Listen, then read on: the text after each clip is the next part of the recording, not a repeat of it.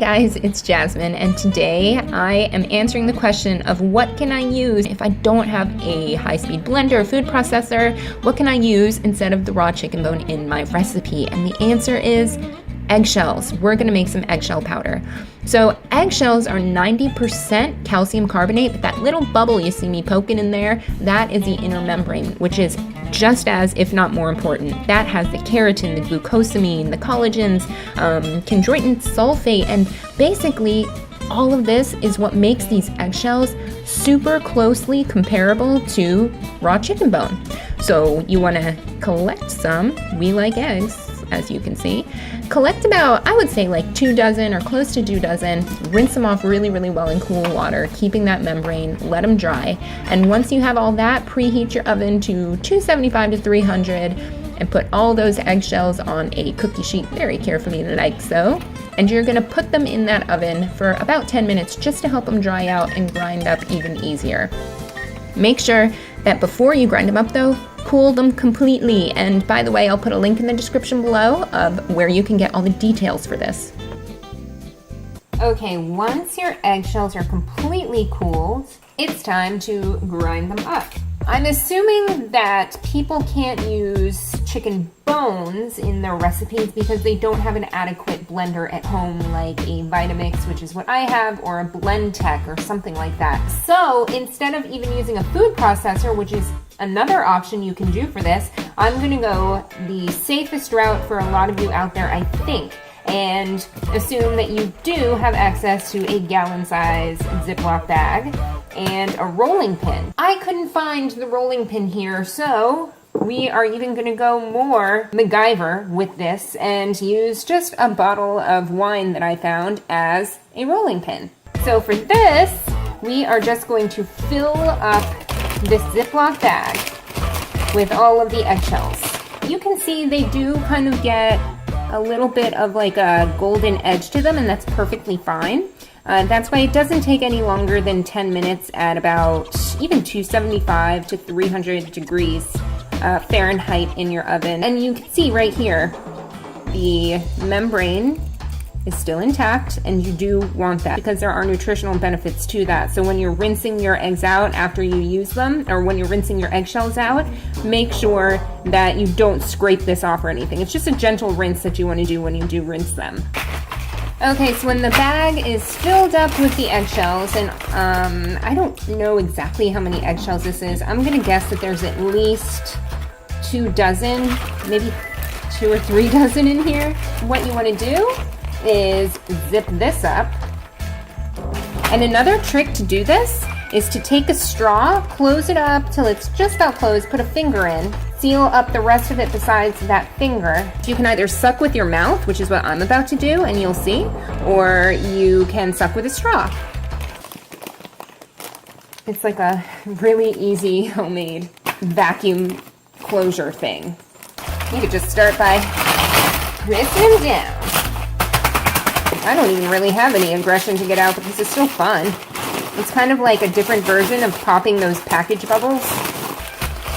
Now, you do want to be kind of careful when you do it this way because these little pieces of the eggshells can be sharp and it can pierce a hole through the plastic, but that's why you kind of crush it up with your hands first, do the best you can.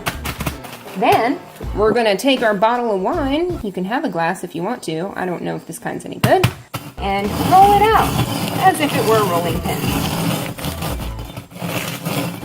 Now this might take a little bit longer than a food processor,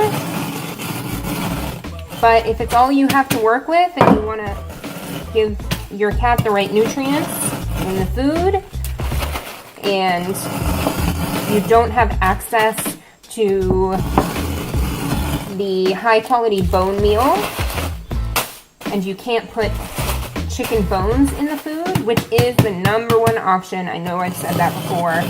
This is a perfectly suitable way to do it. And I know some people are going to ask, does it matter what kind of eggs you get, if it has the brown shells and the white shells? Even though most people associate brown eggs with being healthier and organic, the color of the eggshell does not necessarily dictate the quality of the egg. I'm not talking about the bleached white eggshells that have a stamp on them, but if you've ever gotten eggs from a local place or a farm, you'll notice that the eggs they give you, they aren't all the same uniform color. Some can be brown, some can be off-white, and there's a blend of the different colored eggshells / eggs in the dozen or however many that you get. You do, however, want to try to get the best quality eggs in general, assuming you're using the yolks in the recipe as well. And I suggest this in my book, The Grocery Store Tour Guide as well, for human nutritional benefit. But you do want to choose local eggs, preferably pasture-raised hens.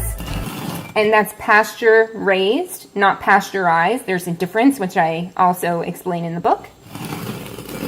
So as you can see, all of those eggshells grind down to very, very little bit. What I'm going to do with the rest of this, and you can certainly keep going by rolling it out like this, but what I'm going to do now is put this in the blender so you can see how fine it gets in the blender.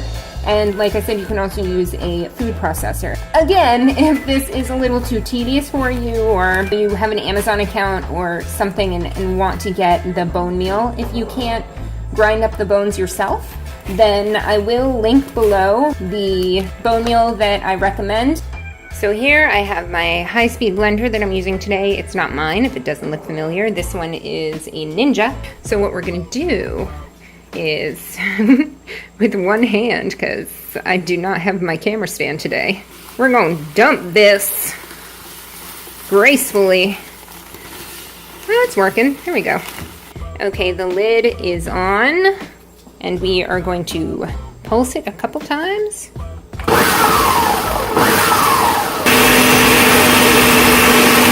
Okay, I just stopped it, and what I ended up doing was turning it up to crush, which is the highest speed. So if you have a Vitamix, you definitely want to turn it all the way up to the power of 10, the highest speed it goes. Also, I had to put my hand on top of here to cover it because the smoke from the powder was seeping out through, this has like a little pori opening thing. So the smoke from the cover was pouring out, so I had to cover this when I saw that. But that took probably about a minute of blending, and I'm pretty sure that this is exactly what we need. So I'm actually going to hit this and shake it so that anything potentially drops to the bottom. And then I'm going to wait about 3-4 minutes or so before I open it up, just to make sure the smoke doesn't puff up from the eggshells. You want to store this in, you can do a Tupperware, but I would suggest a mason jar or some kind of glass food storage thing. This Pyrex dish is perfect. I can, you can get these off Amazon, I'll link it below. It looks like sand from the beach. So you can see it is very, very fine. It's not like a flour, but it's definitely ground down quite a bit. So when you store this, you want to store it with the proper lid so it's sealed away from moisture and everything else. And you want to put it in a cool, dry place. Not refrigerate it, but just put it in a pantry, not directly in the sunlight. And I would even suggest putting one of those moisture absorbing silicone packets, like the ones that come in little supplement bottles. Putting one in here to ensure that it does not get moisture and stays nice and dry and fresh. So as for how much you put in your raw food, depending on where you look and what you research, you'll hear that you want to use a ½ teaspoon or a full teaspoon of this eggshell powder per pound of raw meat. So that's not per pound of organs and all the other things, that's per pound of raw meat. So in my recipe, we use about 5½ pounds of the raw chicken thighs and skin. So depending on how much of this you use, that would be 3 to 5 teaspoons. Here's a ½ teaspoon, here's a teaspoon. I would say you can just, you don't have to be, neurotic about it. You can just do a heaping, maybe 3 heaping teaspoons for my recipe, and it is a suitable replacement if you can't grind up those chicken bones to put in your cat's food for the calcium phosphate and all of the other benefits that makes the raw food as beneficial as it is. Alright guys, I hope that you found this video helpful and that it answered that very popular question I got on how to get the right nutrients in if you can't use raw bone. Remember to click the thumbs up below if you liked this video and found it helpful, and also to click the subscribe button if you would like weekly videos about cat stuff, health, fitness, nutrition, recipes, and a whole lot more. Thank you guys so much for watching, and I will see you next week. Bye!